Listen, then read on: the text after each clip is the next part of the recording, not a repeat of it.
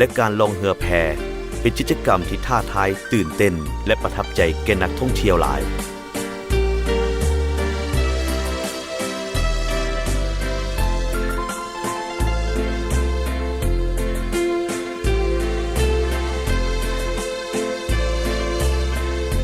แขวงขมวนเป็นอีกแขวงหนึ่งตั้งอยู่ทางภาคกลางของลาวแขวงขมวนมีความอุดมสมบูรณ์ทั้งธรรมชาติที่สวยงามของภูหินปูนและป่าไม้แปรมีวัฒนธรรมที่หลากหลายมีประวัติศาสตร์เมืองแห่งวีรชนพิราชอาถรรพ์มีสถานที่ท่องเที่ยวที่โดดเด่นพระธาตุสีโคตรบองถ้ำพระหนองป่าฟ้าถ้ำนางแอ่นถ้ำกองลอที่มหัศจรรย์มีสายน้ำลอดพื้นใสเย็นยาว 7.5 กิโลเมตรกำแพงยักษ์ถ้ำพระจันทร์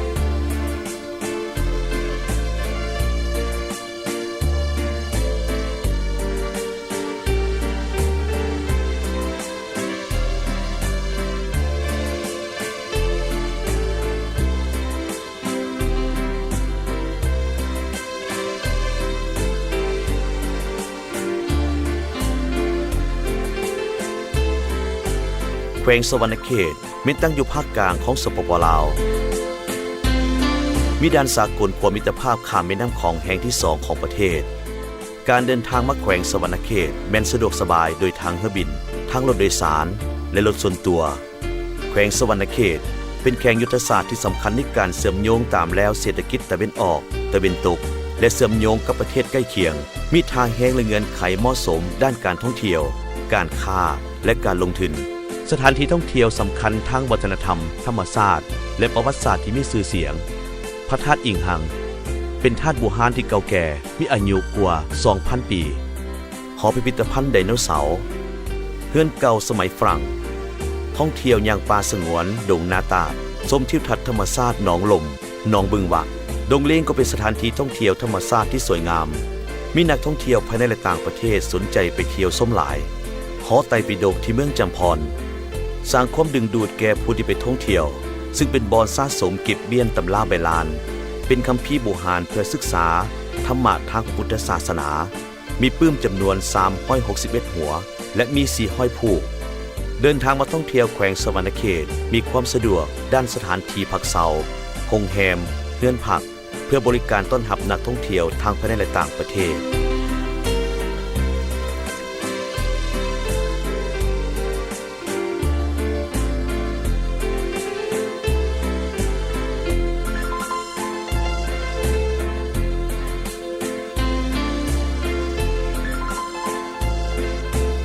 แขวงจำปาสักตั้งอยู่ทางภาคใต้ของสปป.ลาวมีด่านสากลเขาออกด่านบางเต่าซองเบกระหว่างปากเซแขวงจำปาสักและแขวงอุบลราชธานีประเทศไทยและด่านสากลหนองนกเขียนปรับเปียงเกียนระหว่างแขวงจำปาสักและแขวงเซียนแตงกัมพูเชียแขวงจำปาสักเป็นอู่เข้าอู่ป่าของประชาชนลาวมีห้องห้อยประวัติศาสตร์ที่เก่าแก่ปราสาทหินบัดภูเป็นมรดกแห่งที่2ของสปป.ลาวในปี 2002 ซึ่งในแต่ละปีได้มีบุญนมัสการบัดภูจำปาสักในเดือน3เพ็งของปฏิทินลาวหรือกงกับเดือนกุมภาแขวงจำปาสักมีแหล่งท่องเที่ยวธรรมชาติที่สวยงามหลายแห่งเป็นต้นน้ำตกตาดคอนผาเพงที่ใหญ่ที่สุดในอาเซียนตะวันออกเฉียงใต้ที่มีความสูง15เมตรเป็นที่ประทับใจแก่นักท่องเที่ยวซึ่งได้รับนามว่าเป็นไข่มุกแม่น้ำของน้ำตกตาดลีผีชมทิวทัศน์ธรรมชาติ2ฝั่งแม่น้ำของบ้านดอนคอนและดอนเดชส้มทางเรือฝรั่งหัวเก่าแก่และหัวรถไฟสมัยประวัติศาสตร์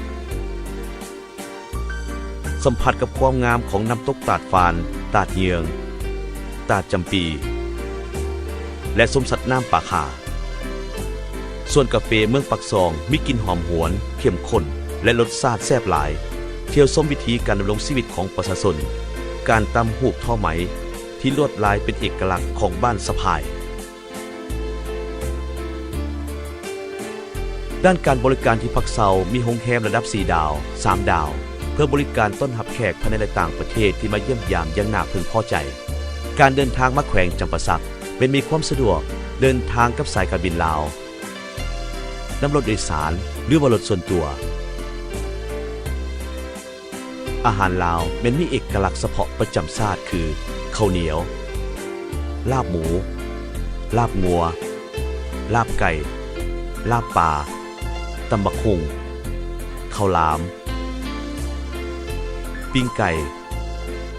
เจียวบอง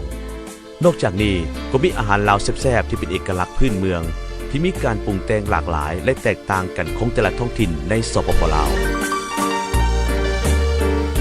นอกจากนี้ก็มีกาแฟลาวที่มีรสชาติเข้มข้นและหอมหวนส่วนดื่มเพื่อจำหน่ายในตลาดในสปป.ลาวและสากล